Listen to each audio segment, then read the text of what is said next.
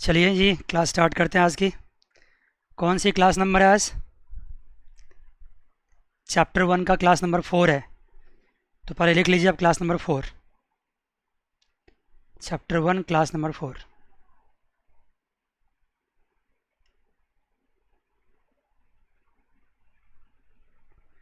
Chapter 1। आज की class में क्या डिसाइड हुआ था पढ़ने के लिए? क्या टॉपिक होना था आज की क्लास में? Book keeping, accounting and accountancy. तो उसमें सबसे पहले लिखिए बुक कीपिंग। देखिए क्या चीज़ होता है ये। थ्योरी में एग्ज़ाम में आता है, छोटे क्लासेस में आता है। जब आप बड़ी क्लासेस में जाओगे तो फिर ये सब ज़्यादा इंपॉर्टेंट क्वेश्चंस नहीं बनेंगे, लेकिन आपकी क्लासेस के लिए ज़्यादा इंपॉर्टेंट क्वेश्चन बन जाता है। बुक कीपिंग लिखिए, the bookkeeping is the part of accounting. लिखो, bookkeeping is the part of accounting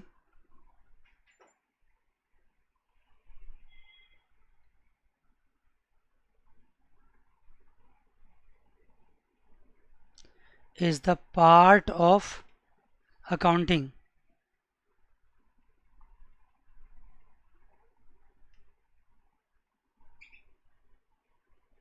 Bookkeeping is the part of accounting, being a process of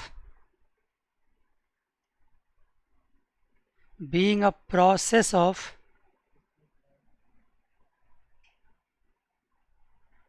process of recording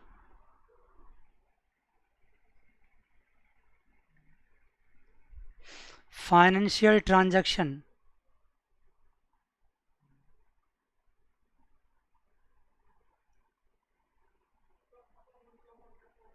financial transactions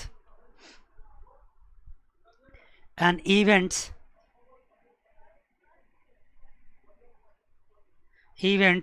in the books of account, in the books of account.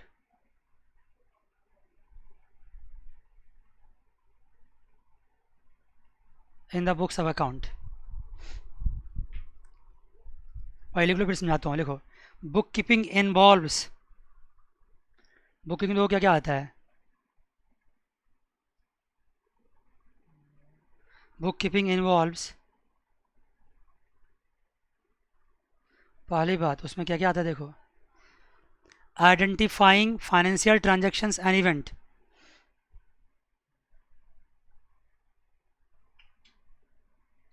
Identifying financial transactions and events. आप financial transaction को identify करोगे, पहला step book keeping का ये है। दूसरा step, measuring them in terms of money.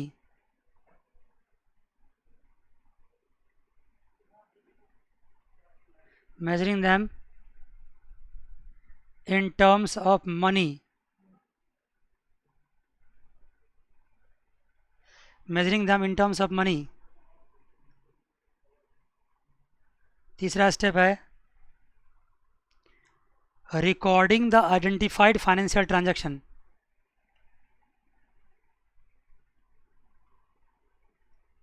Recording the identified financial transactions. भाई सबसे पहले जो रिकॉर्ड आइडेंटिफाई किया था ना ऊपर में पहला स्टेप में, सेकंड स्टेप में उसको मेजर किया मनी के टर्म्स में, और थर्ड स्टेप में क्या किया, फिर उसको रिकॉर्ड किया। और फोर्थ स्टेप इसमें classification, classifying,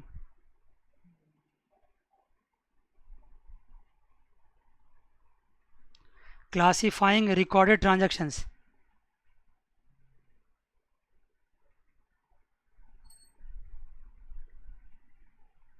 and events, classifying recorded transactions and events,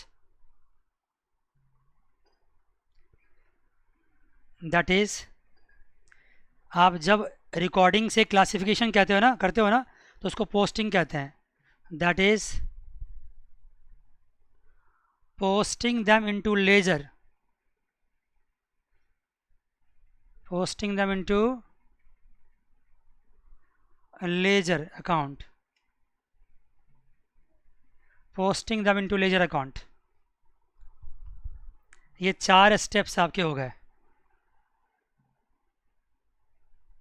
accounting में, ये 4 स्टेप्स। आइडेंटिफाइंग फाइनेंशियल ट्रांजेक्शन्स को पहले आइडेंटिफाई करो, फिर उसको मेज़र करो, फिर रिकॉर्ड करो और फिर क्लासीफाई करो। तो बुक कीपिंग के ये 4 स्टेप्स हैं। इन सारे स्टेप्स को हम क्या बोलते हैं? बुक कीपिंग बोलते हैं। आइए जी, एक बार इसने अपने तरीके से बुक कीपिंग का डेफिनेशन बताने की कोशिश किया है, लेकिन मैं लिखूंगा नहीं, मैं बस समझा देता हूँ। बुक कीपिंग पे अगर नोट्स अगर आता बनाने के लिए आपको, तो इतना ही काफ़ी है जितना मैंने अभी तक बताया है। ठीक है, ठीक है जी। लेकिन फिर भी देखिए, बुक में एक दो कुछ रिनाउंड लोगों के ना डेफिनेशंस बता रखे हैं। जैसे पहला, book keeping is an art of recording in the books of account the monetary aspects of commercial and financial transactions. ये नॉर्थ कोर्ट ने लिखा है। ऐसे आपको एग्जाम में आता नहीं है कि किसी पर्टिकुलर बंदों की जो डेफिनेशन है वो लिख के बताओ। आप जो भी कोई एक डेफिनेशन आपको याद करना है वही लिखना है। दूसरा डेफिनेशन है, bookkeeping is an art of recording business dealing in a set of books.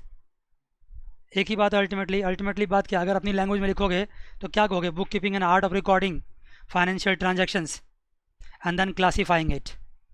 या फिर यही चारों स्टेप्स में लिख दोगे, bookkeeping is the art of identifying, measuring, recording and then classifying the financial transactions. That's it. ये जितने भी 4 स्टेप्स हैं ना, इनका एक एक पॉइंट उठा लो, हो गया अपने आप डेफिनेशन बन गया। ठीक है जी, तो ये बातें आपकी हो गई। उसके बाद कुछ लोगों ने और भी डेफिनेशंस दिए हैं, वो आप देखिएगा खुद से ही क्या कहना चाहते हैं डेफिनेशंस के बारे में। आइए अब नेक्स्ट टर्म लिखिए आप, अकाउंटिंग। नेक्स्ट टर्म अकाउंटिंग लिखो।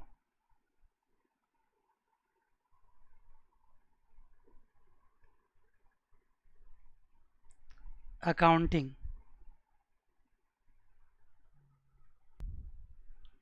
आ जाओ जी, देखो अकाउंटिंग क्या होता है। देखो अब देखो, अकाउंटिंग थोड़ा सा पहले लिख लो, फिर मैं समझाऊंगा उसके बारे में। Accounting is a wider concept than bookkeeping. लिखो, accounting is a wider concept than bookkeeping.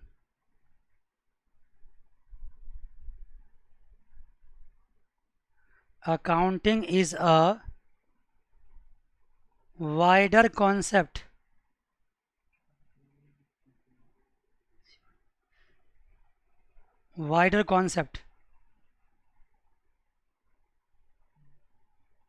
than bookkeeping. क्यों भाई, ये क्यों वाइडर है? इसमें ऐसी क्या खास बात है? देन बुक कीपिंग, क्योंकि इसमें और कुछ स्टेप्स भी होते हैं। अकाउंटिंग जो wider concept than bookkeeping, it starts where bookkeeping ends. लिखो,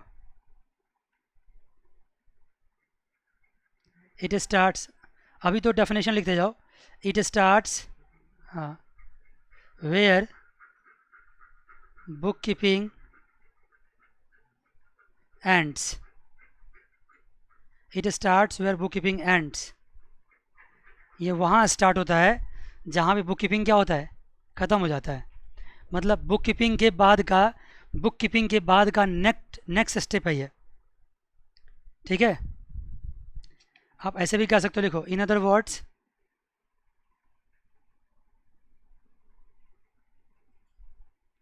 we can say bookkeeping is the part of accounting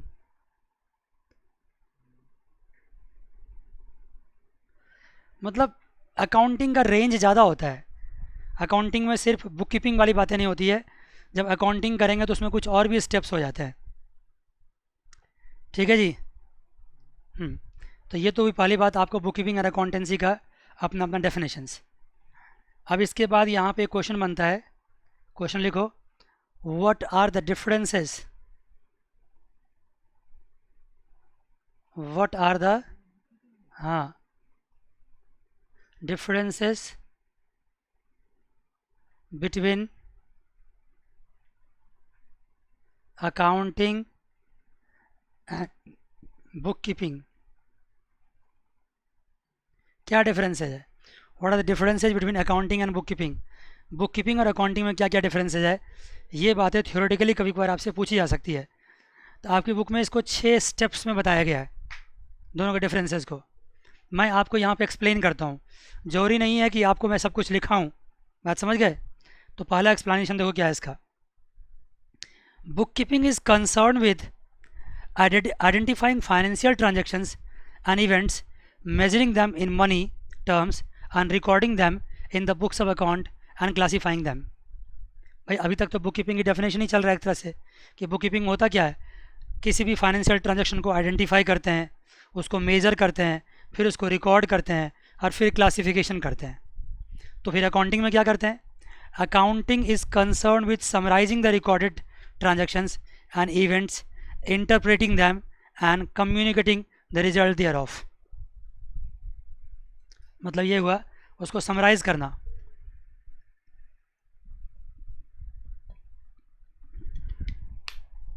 देखो जी, आप अभी तक क्या कर पाए और अकाउंट बुक कीपिंग में क्या कर पाए हो? मैं पूरा डेफिनेशन डिफरेंस लिखाता नहीं हूँ, बस हल्का हल्का बताते आता हूँ आपको। ये बुक कीपिंग है और ये अकाउंटिंग है। पहला डिफरेंस है, इसमें क्या क्या होता है? आइडेंटिफिकेशन होता है ना, मेजरिंग, फिर उसके बाद क्या? रिकॉर्डिंग, फिर क्या? क्लासिफिकेशंस। इतने काम होते हैं किसमें? बुक कीपिंग में। लेकिन अकाउंटिंग में क्या होता है? अकाउंटिंग इसके बाद क्या काम करता है? क्या करता हो? वो समराइजिंग करता है। समराइजिंग करते थे ना हम, क्या क्या बनाते थे? ट्रायल बैलेंस, याद है? और क्या बनाते थे? ट्रेडिंग अकाउंट, और क्या? पीएनएल, और क्या? Balance sheet. ये सब समराइजिंग का काम हुआ। ये सब समराइजिंग काम किस में होता है? अकाउंटिंग में होता है। समराइजिंग करने के बाद interpreting and communicating the result, दो काम इसमें और भी होता है। एक होता है इंटरप्रेट करना, इंटरप्रेटिंग, एंड दूसरा होता है कम्युनिकेटिंग। इतने सारे काम होते हैं आपके अकाउंटिंग में। इसलिए कहा गया कि जहाँ पे बुक कीपिंग ख़त्म होता है वहीं से अकाउंटिंग क्या होता है? स्टार्ट हो जाता है। क्योंकि बुक कीपिंग में क्या क्या हुआ? आइडेंटिफाइंग हुआ, फाइनेंशियल ट्रांजैक्शन को आइडेंटिफाई किया गया, मेज़र किया गया, रिकॉर्ड किया गया, क्लासीफाई किया गया। लेकिन उसके बाद अगर मुझे समरी तैयार करना है, ट्रेडिंग बनाना है, बीएनएल बैलेंस शीट, और रिजल्ट को इंटरप्रेट एंड कम्युनिकेट करना है, तो ये सब काम किस में आ गया? अकाउंटिंग में आ गया। ये सारा काम अकाउंटिंग में आ गया। आइए इसका सेकंड डिफरेंस देखो। ये फर्स्ट डिफरेंस था, अब इसका सेकंड डिफरेंस देखो। It is a primary stage, it is the basis for accounting. ये प्राइमरी स्टेज होता है, नाम से ही क्लियर है, सबसे पहला स्टेज यही है। इसके कंपैरिजन में अकाउंटिंग क्या होता है? It is secondary stage, secondary stage होता है। क्योंकि जहाँ पे बुक कीपिंग ख़त्म होता है वहीं से अकाउंटिंग स्टार्ट होता है, इसलिए बुक कीपिंग प्राइमरी स्टेज हो गया और वो सेकेंडरी स्टेज हो गया। थर्ड में आइए, the objective of bookkeeping is to maintain systematic records of financial transaction. क्या काम है इसका? इसका ऑब्जेक्टिव है the objective of bookkeeping is to maintain systematic records of financial transaction. जितने भी फाइनेंशियल ट्रांजैक्शंस होते हैं उसको सिस्टमेटिकली हम रिकॉर्ड करते हैं, किसमें? बुक कीपिंग में। वेयर एज अकाउंटिंग में क्या होता है? Objective of accounting is to ascertain net result of operations and financial positions to communicate information to the interested parties। दोनों का देखो अलग अलग ऑब्जेक्टिव है। बुक कीपिंग का ऑब्जेक्टिव है कि सिर्फ डेटा को क्या करना? रिकॉर्ड करना। और अकाउंटिंग का ऑब्जेक्टिव क्या है? रिजल्ट निकालना पूरे ऑपरेशंस का, फाइनेंशियल पोजीशन पता करना, भाई अगर आप प्रॉफिट एंड लॉस अकाउंट बनाते हो ना, तो सिर्फ इसलिए बताते हो ये पता करने के लिए कि बिज़नेस में कितनी प्रॉफिट हुई है, बिज़नेस की आज कितनी बैलेंस शीट की पोजीशन क्या है, ये सब पता करने के लिए आप क्या करते हो, अकाउंटिंग करते हो। और वो रिजल्ट क्या करते हो आप, इंटरेस्टेड पार्टीज़, मतलब जो अकाउंटिंग इन्फॉर्मेशन के यूजर्स होते हैं, उस यूजर्स तक उसको आप कम्युनिकेट करते हो। यूजर्स कौन कौन होते हैं, मैनेजमेंट होती है, स्टाफ होते हैं, गवर्नमेंट होते हैं, रिसर्चर होते हैं, बहुत सारे लोग होते हैं जो अकाउंटिंग इन्फॉर्मेशन के लिए क्या होते हैं, इंटरेस्टेड होते हैं। एक तो ये डिफरेंस था इसका। एक डिफरेंस और देखिए, this job is routine in nature. Next difference है ये, this job is routine in nature, मतलब हर रोज़ ट्रांजेक्शन्स होगा, उसको आइडेंटिफाई किया जाएगा, उसको रिकॉर्ड किया जाएगा, ये एक रूटीन नेचर में है, ये हर रोज़ करना पड़ता है। कौन, बुक कीपिंग। जबकि जो अकाउंटिंग होता है वो हर रोज़ का काम नहीं है। This job is analytical and dynamic in nature. Accounting का काम जो होता है हर रोज़ नहीं होता है, ये थोड़ा एनालिसिस का वर्क है, और ये डायनेमिक नेचर का होता है, मतलब इसके करने के तरीके थोड़ा बहुत क्या होते रहते हैं, चेंज होते रहते हैं। नहीं बात समझे, बुक कीपिंग का तरीका चेंज नहीं होता है, बुक कीपिंग बिल्कुल स्टैटिक है, वो हमेशा होता है, रूटीन नेचर का होता है। लेकिन जो अकाउंटिंग है वो थोड़ा सा अपना तरीका क्या होता है, समय के साथ बदलता रहता है थोड़ा बहुत। नेक्स्ट पांचवा डिफरेंस है, it is being a routine work and is perform by junior staff. Book keeping का काम छोटे मोटे स्टाफ के द्वारा भी हो जाता है, क्योंकि ये ज़्यादा मुश्किल काम नहीं है। लेकिन अकाउंटिंग के लिए क्या चाहिए, थोड़ा सा सीनियर स्टाफ चाहिए, थोड़ा स्पेशलाइजेशन चाहिए, थोड़ी सी नॉलेज चाहिए। Bookkeeping is a mechanical in nature, thus does not require special skills. Bookkeeping को करने के लिए बहुत ज़्यादा पढ़ा लिखा इंसान, बहुत ज़्यादा समझदार इंसान, बहुत ज़्यादा बुद्धिमान इंसान नहीं चाहिए। थोड़ा बहुत भी नॉलेज है तो बुक कीपिंग कर लेगा। लेकिन अकाउंटिंग के लिए क्या चाहिए, थोड़ा सा स्पेशल नॉलेज चाहिए, तभी बंदा अकाउंटिंग कर पाएगा। तो ये 6 स्टेप्स में आपको डिफरेंस बताया गया है बुक कीपिंग का और अकाउंटिंग का। मैंने उसमें से 2 स्टेप्स तो आपको एक्सप्लेन भी कर दिया है, लेकिन रिमेनिंग स्टेप्स मैंने पढ़ के सिखाया है। मैं पहले बता चुका हूँ कि मैं आपको कौन सा बुक रेफ़र करता हूँ, टी एस ग्रेवाल की। ये बुक आपके साथ होनी चाहिए, तब जा कर के आप एक एक चीज़ समझ पाएंगे। ठीक है जी, यस सर। मैंने आपको जो समझाया है ना, ये बुक कीपिंग अकाउंटिंग का डिफरेंस, इसको समझाने के बाद मैं आपको जो होमवर्क देता हूँ, ये आपको प्रॉपर तरीके से क्या करना है, इसको लिखना है, लिख करके याद भी करना है कि क्या डिफरेंस है।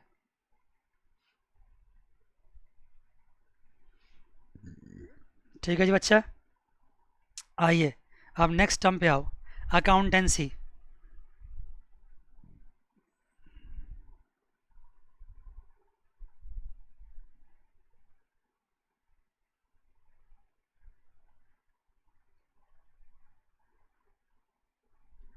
अकाउंटेंसी लिखो। पहले थोड़ा सा इसको क्या कीजिए, देखिए, थोड़ा सा एक्सप्लेनेशन लिखिए इसका। Accountancy is a systematic knowledge of accounting. लिखिए,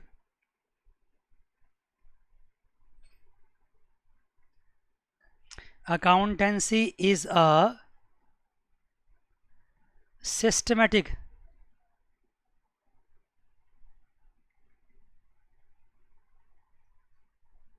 knowledge, systematic knowledge of accounting.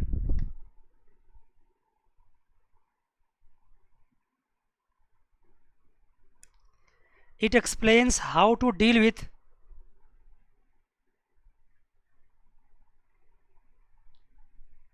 it explains how to deal with various aspects of accounting.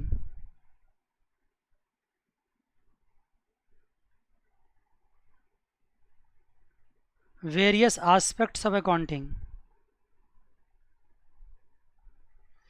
It explains how to deal with various aspects of accounting. It educates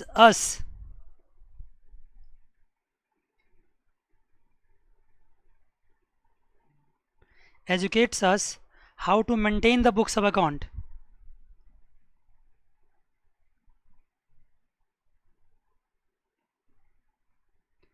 maintain the books of account, how to maintain the books of account. भाई maintain तो करोगे, लेकिन कैसे करोगे? जो process है वो सारा यही बताता है। How to maintain the books of account, how to summarise the accounting information,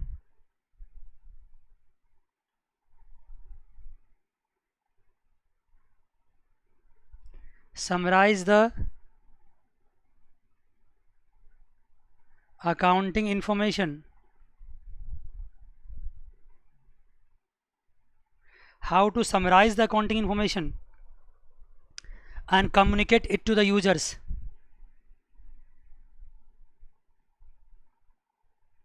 communicate it to the users। Users तक हम कैसे कम्युनिकेट करेंगे? मतलब साफ सी बात है, इसको लिखो, in other words,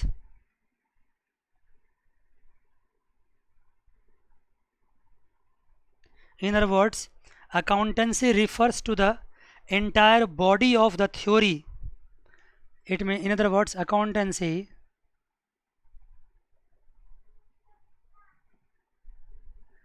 refers to the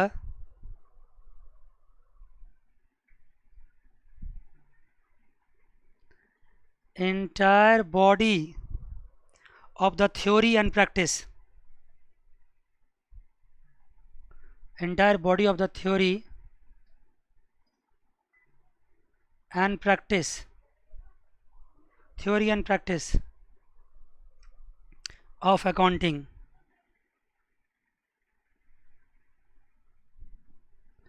मतलब साफ सी बात है, अकाउंटेंसी बेसिकली क्या है?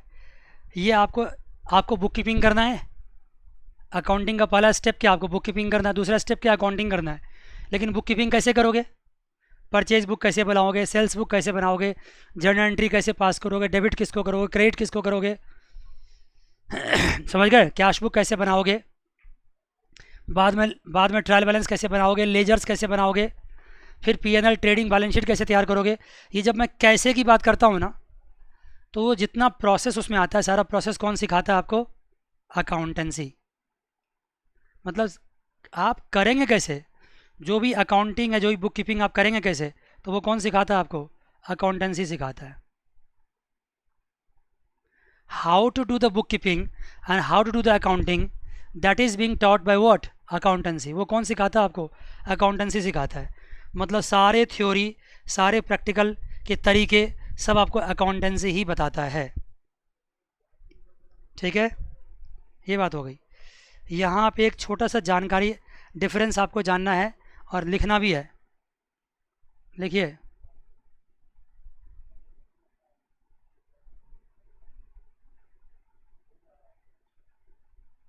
Difference between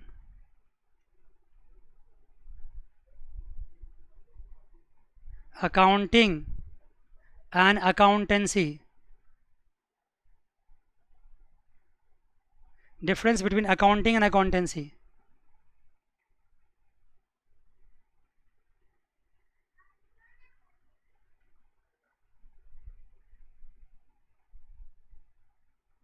difference between accounting and accountancy, इसमें क्या डिफरेंस है ये आपको थोड़ा सा मैं समझा देता हूँ, लिखना आपको खुद से है।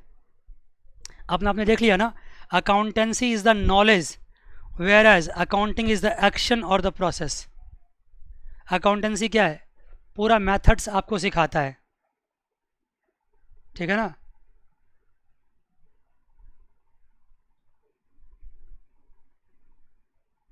Accountancy is the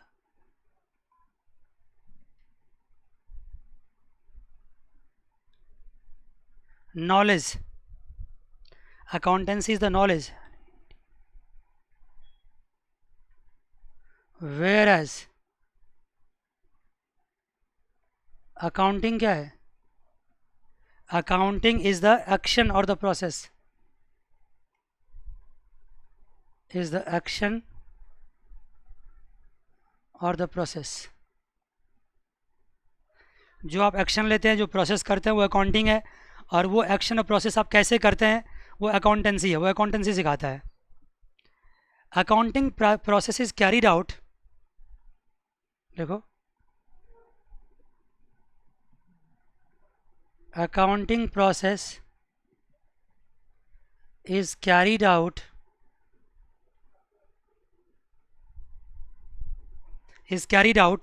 accounting process is carried out on the basis of rules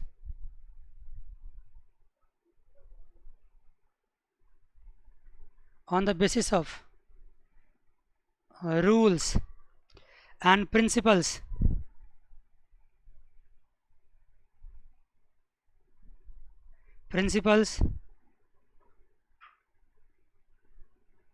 framed by accountancy.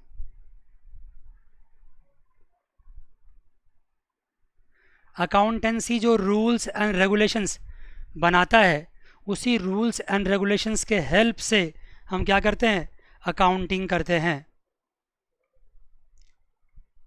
ठीक है, तो हम क्या कह सकते हैं, हम ये कह सकते हैं, it may be said that thus it may be said that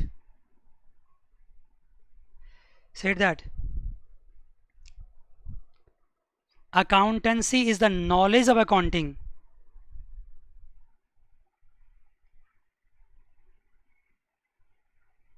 Accountancy is the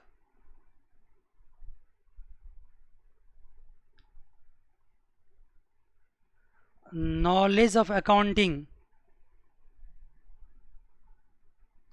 Accountancy is the knowledge of accounting, and accounting is the application of accountancy.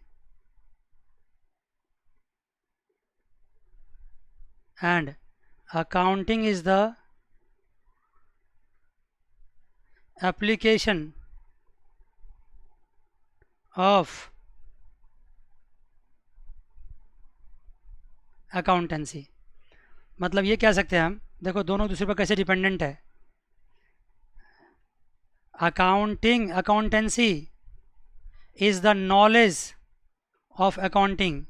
इसका जस्ट उल्टा देखो, accounting is the application of accountancy. मतलब जो भी knowledge accountancy में आपको मिलता है, उसी नॉलेज से आप क्या करते हैं, अकाउंटिंग का प्रोसेस करते हैं। ठीक है, और या यूँ कह लो, जो अकाउंटिंग आप करते हैं उसको करने का तरीका आपको कौन सिखाता है, अकाउंटेंसी सिखाता है। तो दोनों एक दूसरे पर डिपेंडेंट हो गए यहाँ पे। ठीक है जी, यस सर। अब आइए, थोड़ी सी थ्योरेटिकल बातें और भी है इस चैप्टर में, तो थ्योरी ही मिलेगा आपको, लेकिन अगर इन सब बातों को आप बढ़िया से पढ़ेंगे ना, तो आप जान लो, आप जब सीनियर क्लास में जाएंगे ना, तो आपके लिए बड़ा आसान हो जाएगा सब कुछ। इवन अगर आप CA CPT की तैयारी भी करोगे, तो वहाँ पे भी ये बेसिक फाउंडेशन से बच्चा बहुत लैग करते हैं, वहाँ पे बहुत तकलीफ़ होती है वहाँ बच्चों को, क्योंकि बच्चा ढंग से पढ़ के जाता नहीं वहाँ पे, तो वहाँ दिक्कत होती है उनको।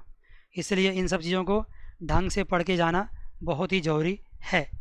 आइए जी, नेक्स्ट टॉपिक पे आइए। नेक्स्ट टॉपिक आपका है अकाउंटिंग इंफॉर्मेशन।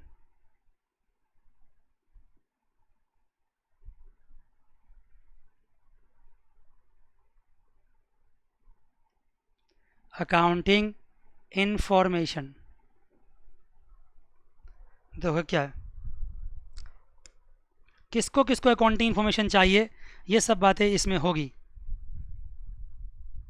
देखो बच्चे, जब आप बिज़नेस करते हो ना, तो आपको ये जानना बहुत ज़रूरी है कि आपके बिज़नेस में कितना प्रॉफिट है, कितना लॉस है, फाइनेंशियल पोजीशन क्या है, कितनी लायबिलिटी है, कितने एसेट्स है, ये सब जानना बहुत ज़रूरी है। और इन सब चीज़ों की जानकारी आपको कहाँ से मिलती है, अकाउंटिंग के थ्रू ही मिलती है, अकाउंटिंग के हेल्प से ही मिलती है। तो आइए पहले हम बताते हैं आपको टाइप्स ऑफ अकाउंटिंग इन्फॉर्मेशन। लिखो, पहला लिखो इसमें,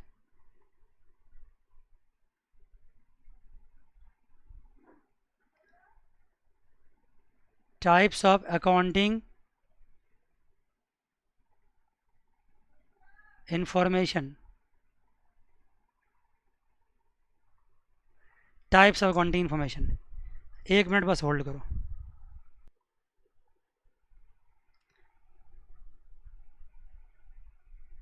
ठीक है जी, देखो टाइप्स ऑफ अकाउंटिंग इन्फॉर्मेशन लिखो पहला। सुन रहे, आवाज़ आ रही है? सबसे पहला लिखो इंफॉर्मेशन रिलेटेड टू प्रॉफिट और सरप्लस,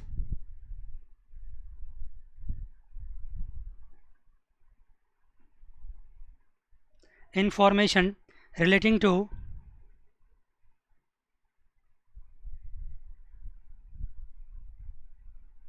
प्रॉफिट और surplus.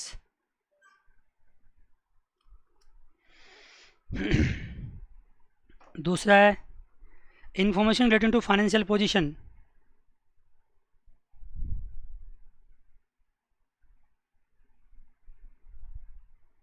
Relating to financial position. और तीसरा है information relating to cash flow, information about the cash flow.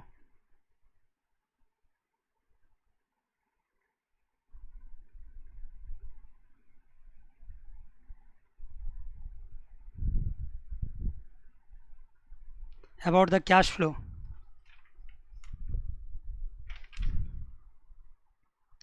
Information about the cash flow. ये 3 तरह की जानकारी किसी भी इंसान को अपने बिजनेस के बारे में चाहिए होती है। क्या क्या सर? एक तो हमारा बिजनेस कितना प्रॉफिट एंड लॉस कमा के दे रहा है, ज़्यादातर उम्मीद करना चाहिए प्रॉफिट ही हो बिजनेस में। दूसरा बिजनेस की फाइनेंशियल पोजीशन क्या है, और तीसरा कैश फ्लो क्या है।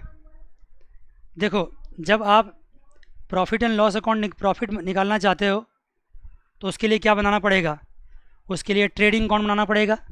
मैं स्टेप 1 की बात करता हूँ, स्टेप 1 की बात कर रहा हूँ अभी। किसकी बात कर रहा हूँ बच्चे? स्टेप 1 की। अगर आपको प्रॉफिट एंड सरप्लस का इन्फॉर्मेशन चाहिए तो उसके लिए ट्रेडिंग अकाउंट बनाना पड़ेगा, जहाँ से ग्रॉस प्रॉफिट आता है। फिर प्रॉफिट लॉस अकाउंट बनाना पड़ेगा, जहाँ से नेट प्रॉफिट आता है।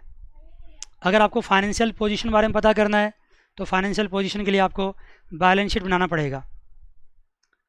आगे बना के दिखाएंगे आपको, तब पता चलेगा ना इसके बारे में।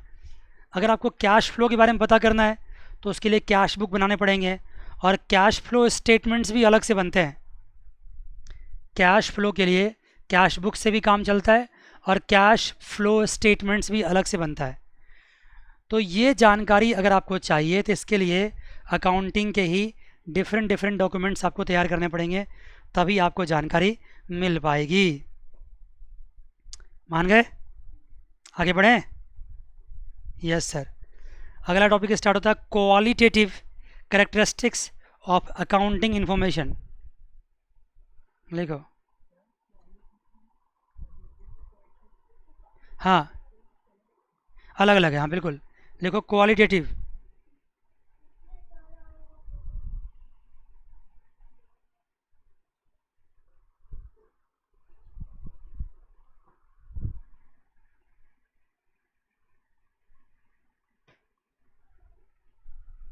qualitative characteristics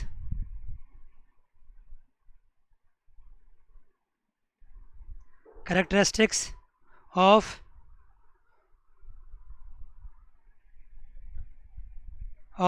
accounting information।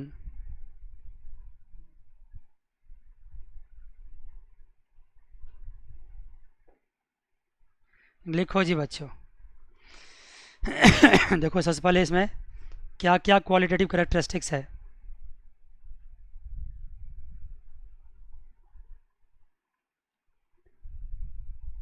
सबसे पहला रिलायबिलिटी, RELIABILITY।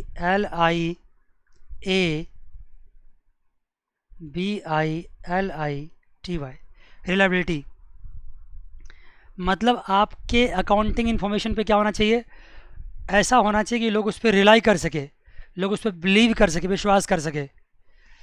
अगर आपका अकाउंटिंग इन्फॉर्मेशन मिसलीडिंग है तब तो लोग बिलीव नहीं कर पाएगा, लेकिन अगर मिसलीडिंग नहीं है तो लोग क्या कर सकता है? इस पर बिलीव कर सकता है। तो रिलायबिलिटी। दूसरा है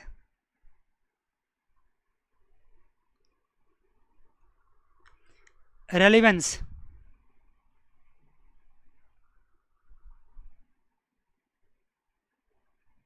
रेलिवेंस, RELEVANC। रेलिवेंस मतलब होता है क्या? प्रासंगिक बोलते हैं इसको हिंदी में, मतलब यूज़फुल, इररेलेवेंट नहीं होना चाहिए, अप्रासंगिक नहीं होना चाहिए, ठीक है ना। मतलब ऐसा होना चाहिए कि जिस पर रेलिवेंस हो, जिसका यूज़फुलनेस हो। फालतू बात नहीं होनी चाहिए, काम की चीज़ होनी चाहिए। सीधी सीधी बात करो तो काम की चीज़ होना चाहिए, उसी को रेलिवेंस बोलते हैं। उसके बाद होता है अंडरस्टैंडेबिलिटी। अंडरस्टैंडेबिलिटी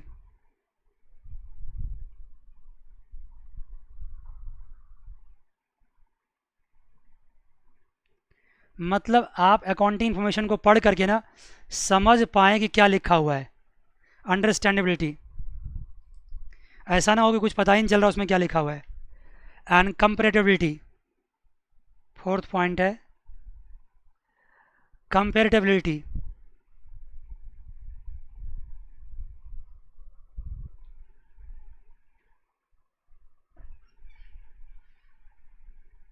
मतलब उसमें कंपैरिजन होना चाहिए आपस में, ऐसा हो कि हम इसको कंपेयर कर सकते हो।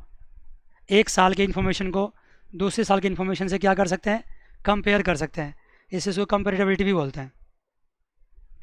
मतलब अगर आपके अकाउंटिंग इन्फॉर्मेशन में ये सब उसके करेक्टरिस्टिक्स हैं तभी वो यूज़फुल है, नहीं तो यूज़फुल नहीं होगा। वो रिलायबल होना चाहिए, मतलब उस पर भरोसा होना चाहिए। रेलिवेंस होना चाहिए, मतलब वो फालतू बात नहीं होना चाहिए, यूज़फुल चीज़ होना चाहिए। अंडरस्टैंडेबल मतलब समझने योग्य होना चाहिए। कंपेरेटिबिलिटी मतलब कंपेयर किया जा सकता है, अलग अलग साल के इन्फॉर्मेशन को एक दूसरे से कंपेयर हम कर सकते हैं। ये सब बात होनी चाहिए। आइए जी, नेक्स्ट इसका थ्योरेटिकल पॉइंट लिखो क्या है, और वह आपका यूजर्स ऑफ अकाउंटिंग इन्फॉर्मेशंस।